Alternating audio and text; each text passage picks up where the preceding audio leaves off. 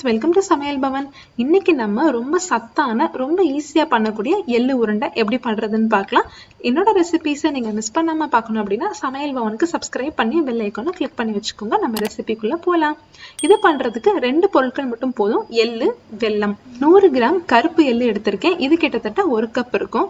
எள்ளு வாங்கும் போதே கொஞ்சம் குவாலிட்டியா வாங்கிட்டீங்க அப்படின்னா எந்த தூசியுமே இருக்காது. நம்ம டைரக்டா யூஸ் பண்ணிக்கலாம். ஒருவேளை தூசி இருக்க மாதிரி இருந்துச்சுன்னா லைட்டா அலசிட்டு ஒரு துணியில லைட்டா அலசிட்டு காய வச்சுட்டு பயன்படுத்திக்கலாம். அதே மாதிரி வெல்லம் பாத்தீங்கன்னா 3/4 கப் அளவுக்கு எடுத்திருக்கேன். இதை நல்லா துருவி ஒரு தடவை நல்லா செக் பண்ணிக்கோங்க.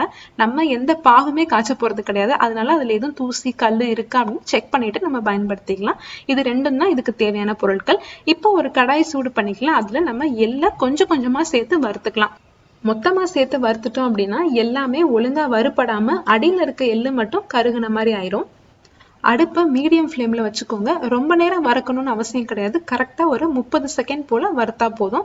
இது எல்லாமே ஒரு தட்டுல மாத்திட்டு சூடு ஆறுற வரைக்கும் வெயிட் பண்ணுங்க. சூடு ஆறுனதுக்கு அப்புறமா ஒரு மிக்ஸி ஜார்ல மாத்திட்டு நம்ம வச்சிருக்கோம் இல்லையா 3/4 கப் வெல்லம், அதையும் உள்ள சேர்த்து அரைச்சுக்கலாம். 1 கப் எள்ளுக்கு 3/4 கப் வெல்லம் கரெக்டா இருக்கும்.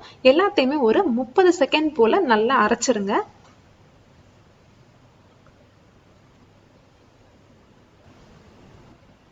எல்லாமே நல்லா அரைச்சாச்சு. நம்ம தண்ணி எண்ணெய்ன்னு எதுவுமே சேர்க்க தேவையில்லை. எள்ளுலயே எண்ணெய் பதம் இருக்கும். அதே மாதிரி வெல்லத்திலேயே கொஞ்சமா ஈரப்பதம் இருக்கும். அதனால அதுவே போதுமான அளவு தான். இந்த மாதிரி எடுத்து சின்ன சின்ன உருண்டைகளா பிடிச்சு வச்சுக்கலாம். அவ்வளவுதான். இதே மாதிரி எல்லாத்தையும் உருட்டி வச்சுக்கோங்க.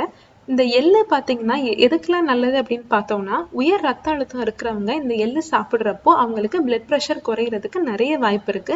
அதே மாதிரி ரொம்ப ஒல்லியா இருக்கிறவங்க வெயிட் போடணும், குழந்தைங்க எல்லாம் ஒல்லியா இருக்காங்க அப்படின்னா அவங்களுக்கு இது கொடுத்தீங்கன்னா கொஞ்சம் வெயிட் ஏறுறதுக்கு நிறைய வாய்ப்பு இருக்கு. பிரெக்னெண்டா இருக்கிறவங்க இந்த எள்ளை அவாய்ட் பண்ணிடணும். பிரெக்னன்சி முடிஞ்சதுக்கு அப்புறம் டெலிவரி ஆனதுக்கு அப்புறமா இந்த எள்ளு உருண்டையை எடுத்துக்கிறப்போ குழந்தைங்களுக்கு ஃபீட் பண்றதுக்கு ரொம்ப ஹெல்ப்ஃபுல்லா இருக்கும். நம்ம ஃபீடிங் நல்லா இன்க்ரீஸ் பண்ணி கொடுக்கும்.